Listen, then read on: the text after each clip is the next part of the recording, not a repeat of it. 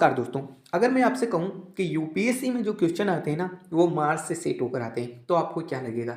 देखिए, आपको भी अगर ये मानना पड़ेगा जब आप फर्स्ट टाइम यूपीएससी का पेपर देखोगे तो।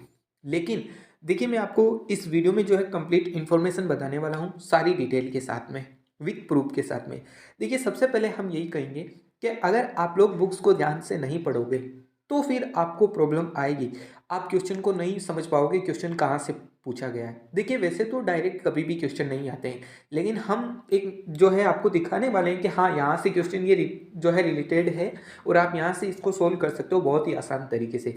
देखिए, मैं बता दूं कि जो यूपीएससी में सबसे पहले होता है, आप अपनी एनसीईआरटी को कवर कीजिए। यूपीएससी आपको क्या कहता है, यूपीएससी मेंस में क्या बोलता है आपको कि आपको जनरल स्टडीज़ की यानी कि सामान्य अध्ययन की जानकारी होनी चाहिए। हिस्ट्री में, ज्योग्राफी में, पॉलिटी में, इकोनॉमिक्स में। ये बुक्स के बारे में कभी भी यूपीएससी ने नाम नहीं लिया है कि आप जो है स्पेक्ट्रम पढ़ो, लक्ष्मीकांत पढ़ो या फिर कोई अदर बुक पढ़ो।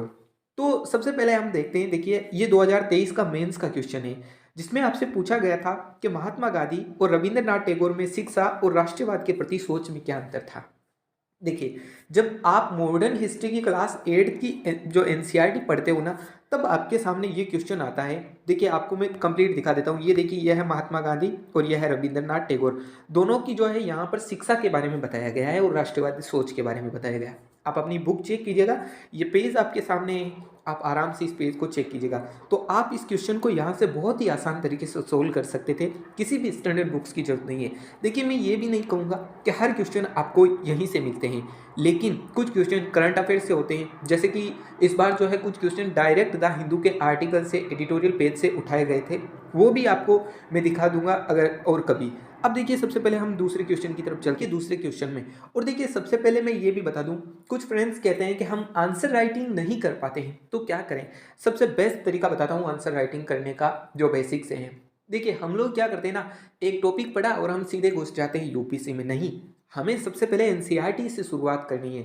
आप एनसीईआरटी को जब किसी भी चैप्टर को पढ़ते हो ना, या फिर किसी टॉपिक को पढ़ते हो, जैसे कि आपने जो है मॉडर्न हिस्ट्री पढ़ा है स्टैंडर्ड बुक से या किसी टीचर से, अब आप डायरेक्ट यूपीएससी के क्वेश्चन में मत जाइए। जो एनसीईआरटी की बुक के पीछे क्वेश्चन दे रखे ना, उन क्वेश्चन को सोल्व कीजिए पहले, और फिर आप जो है स्टैंडर्ड क्वेश्चन की तरफ जाइए। तो आप बहुत ही अच्छे तरीके से, आप पहले शुरुआत में देखोगे कि आपसे जो एनसीईआरटी के पीछे के क्वेश्चन है वो भी सोल्व नहीं हो रहे हैं। आप कमेंट कीजिए अगर ऐसा होता है तो, क्योंकि मेरे साथ हुआ है तो मैं भी जानता हूँ।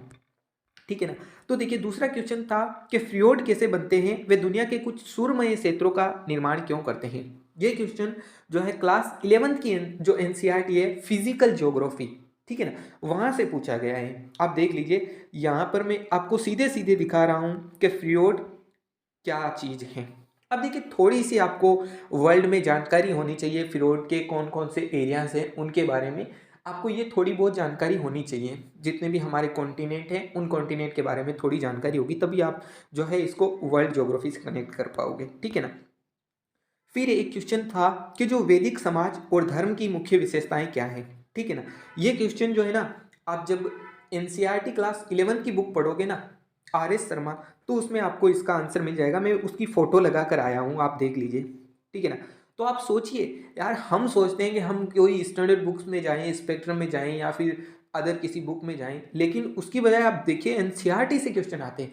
फर्क यही है कि हम समझ नहीं पाते हैं कि क्वेश्चन कहाँ से रिलेट कर रहा है। और साथ ही मैं बता दूं, 2022 2021 बहुत जल्द मैं सारे मेंस और प्रीलिम्स पर वीडियो लेकर आऊँगा ऐसे।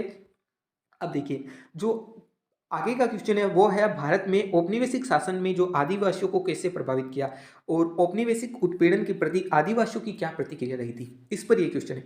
और इसमें मेंस में दिल्ली सल्तनत के बारे में भी एक क्वेश्चन आया था, वो भी जो है आपकी जो।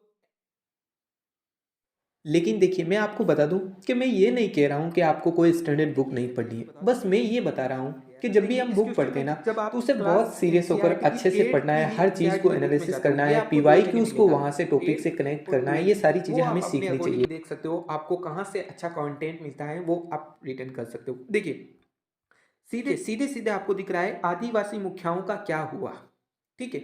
यहाँ पर जो है गोमंतक काश्तकारों का क्या हुआ, सारी चीज़ें आपको बता रखी है, ठीक है ना? वन कानून, उनके प्रभाव, हर एक चीज़ को आप जब एनसीईआरटी की बुक देखो मैंने पेज नंबर सीधे-सीधे इसमें जो है बता रखे हैं, तो आप वहाँ पेज पर जाओ और उस पेज को पढ़ो और आप फिर यूपीएससी के मेंस के उस क्वेश्चन को पढ़ो। देखना आपको लगेगा कि हाँ, जो आपका कॉन्फिडेंस लेवल है वो भी इम्प्रूव होगा। तो अब बताओ कि पीटी के लिए या फिर मेंस के लिए हम किस चीज़ पर वर्क करके इस तरह की जो है बताएँ आपको क्वेश्चन कहाँ से आए हैं? ज़रूर कमेंट कीजिएगा और चैनल पर नए हो तो सब्सक्राइब भी ज़रूर कीजिएगा।